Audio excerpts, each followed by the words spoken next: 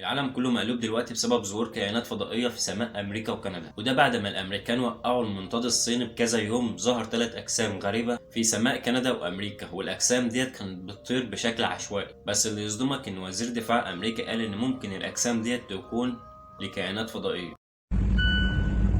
Y ve como que Ese planea, chiquito, ¿no? ¿O será por la distancia? yo creo por la distancia. Y eso porque vi unos señores que estaban volteando.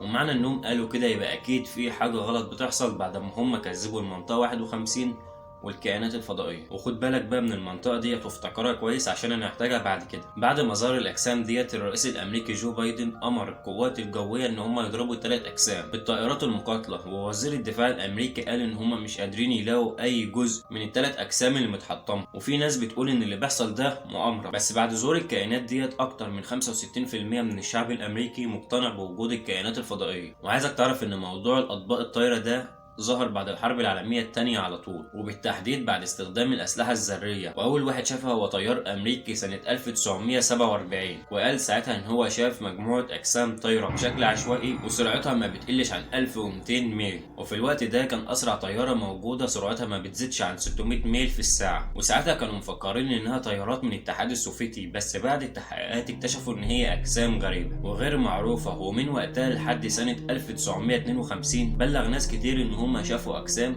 نفس الأجسام اللي الطيار شافها. بس وقتها الحكومة الأمريكية أنشأت مشروع ضخم تحت قيادة القوات الجوية عشان يدرسوا الظواهر ديت والأجسام ديت، وكان اسم المشروع ده بروجكت بلو بوك. ووقتها جمعوا 12,000 تفسير عن الظواهر ديت. بس بعد 20 سنة من البحث، أعلنت الحكومة الأمريكية سنة 1969 إن مفيش أي دليل عن وجود الأطباق الطايرة والكائنات الفضائية. بس الشعب الأمريكي وقتها اتهم الحكومة الأمريكية إنهم بيتكتموا عن الموضوع، وإنهم مخبيين الأجسام ديت في قواعد عسكرية زي المنطقة 51 اللي قلتلكم عليها في أول الفيديو. وبعد ما شفت الفيديو قول لي أنت بقى رأيك إيه في الموضوع ده.